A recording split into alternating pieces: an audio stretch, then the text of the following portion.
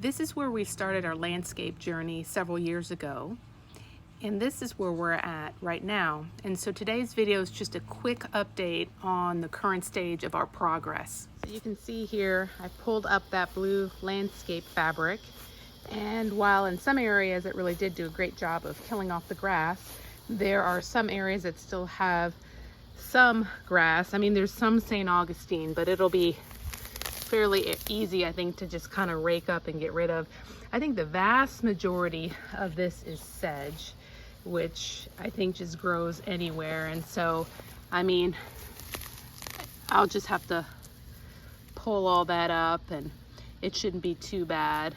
But yeah, and I'll get this cleaned up, raked up, and then get it edged out. And okay, so you can see that I have raked up the vast majority of the grass and try to level it out a little bit. I have a slope here going down, and so I tried to put a little bit, any extra dirt that I had, kind of more in this area.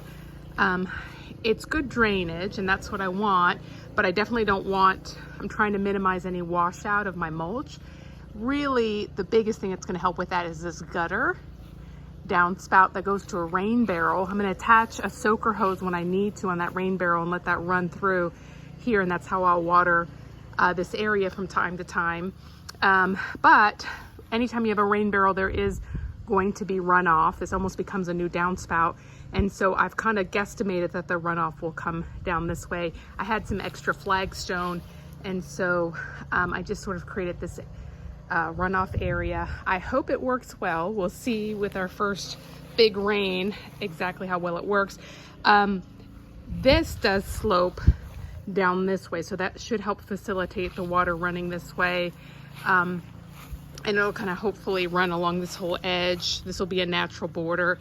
And then I've kind of got this cobble here acting as a bit of a dry creek bed that hopefully facilitates drainage into this area where I have some French drains. And so you can see here all the sedge that is still, it's popping up everywhere. I knew it would be an issue, and probably one that I couldn't just get away with hand pulling. So I did get some sedge hammer and I've laid that down. You can kind of see the wet spots around there. I won't plant this area for probably another 3 to 4 weeks. So hopefully whatever residual from the nut sedge is there will have dissipated, so that it won't harm the plants. But that is something that you will have to keep in mind if you decide to use an herbicide, is how is that going to affect the plants in the area. So you can kind of get a vantage point from this direction here. I want to give a shout out to Lewis Reviews, who recommended adding more mass plantings in sections.